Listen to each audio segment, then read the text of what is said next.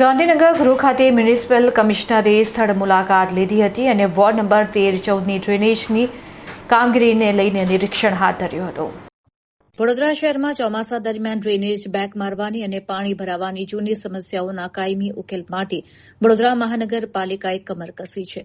જેના ભાગરૂપે municipal commissioner Arun Mahesh બાબુએ ઐતિહાસિક ગાંધીનગર ગૃહ વિસ્તારની મુલાકાત લઈ ત્યાં ચાલી રહેલા મહત્વના ડ્રેનેજ પ્રોજેક્ટનું પ્રત્યક્ષ નિરીક્ષણ કર્યું હતું. પાલિકાના પ્રોજેક્ટ વિભાગ દ્વારા શહેરમાં ડ્રેનેજ વ્યવસ્થા મજબૂત કરવા માટે કુલ 70થી વધુ વિવિધ કામો હાથ ધરાયા છે, જેમાંથી 30 કામો પૂર્ણ થઈ ચૂક્યા છે અને 20 કામો હાલ યુદ્ધના ધોરણે ચાલુ છે. ગાંધીનગર ગૃહ વિસ્તારમાં હાલ પુશિંગ પદ્ધતિથી નવી ડ્રેનેજ ટ્રંક લાઇન નાખવાની કામગીરી ચાલી રહી છે. આ વ્યસ્ત વિસ્તારમાં જૂની લાઇનમાંથી સતત પાણીનું સીપેજ થતું હોવાથી અને ભારે ટ્રાફિક રહેતો હોવાથી મોટાભાગની કામગીરી રાત્રિના સમયે કરીને પડકારજનક સ્થિતિનો સામનો કરવામાં આવી રહ્યો છે. કમિશનર અરુણ મહેશ બાબુએ સ્થળ પર હાજર કોન્ટ્રાક્ટર અને એન્જિનિયરિંગ ટીમને ચોમાસા દરમિયાન સુરક્ષાના તમામ ધોરણોનું પાલન કરીને સેફટી નેટ સાથે કામ ઝડપથી આટોપી લેવા કડક સૂચના આપી છે. તંત્રના આયોજન મુજબ આગામી 15થી 16 દિવસમાં આ પુશિંગનું કામ પૂર્ણ કરી લેવાશે.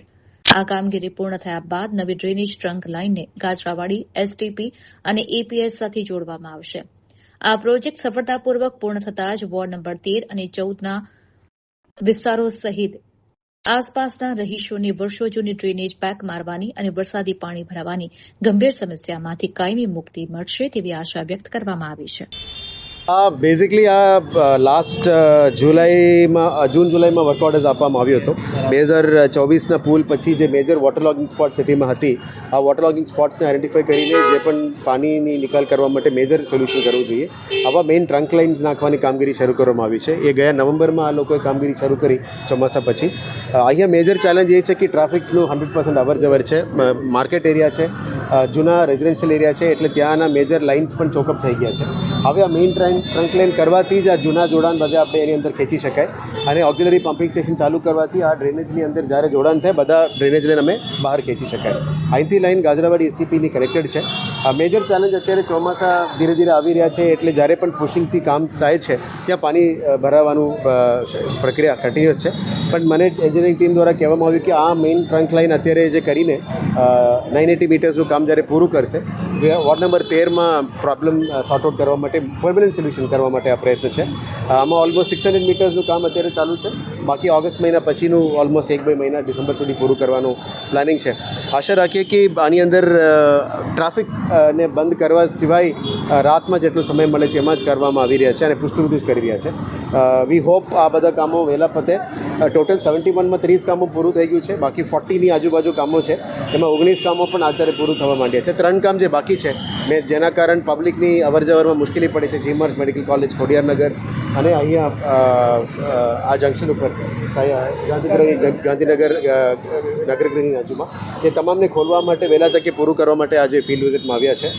હજી નેક્સ્ટ સાઇટમાં પણ જવાના છે, પણ આ બધું મેરેથોન વિઝિટ કરવું પડે કારણ કે ચોમાસા આવી રહ્યા છે, પબ્લિકની અવરજવરમાં તકલીફ ના પડે અને પબ્લિકની મુશ્કેલી ઓછું થાય એના માટે આ બધું પ્રક્રિયા રિવ્યૂ કરવામાં આવી રહ્યા છે.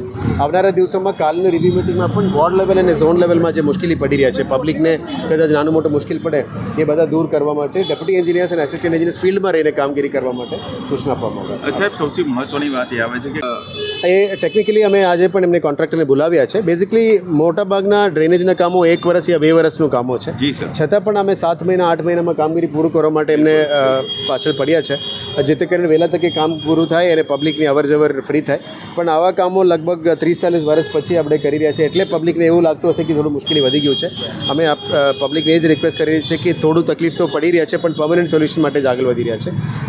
મારા ધ્યાનમાં એવા નથી કે કોઈ ડિલેમાં ચાલતું હોય, છતાં પણ ટીમને રિવ્યૂ કરીશું. કોઈ એવું ડિલેમાં થતું હોય તો પેનલ્ટી પણ એમાં લેવામાં આવશે. આઈ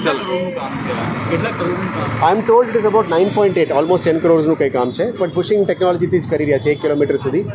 એટલે કોમ્પ્લિકેટેડ એટલા માટે છે કે નીચે ટનલ તરીકે એને પુશ કરી કામગીરી કર્યું છે.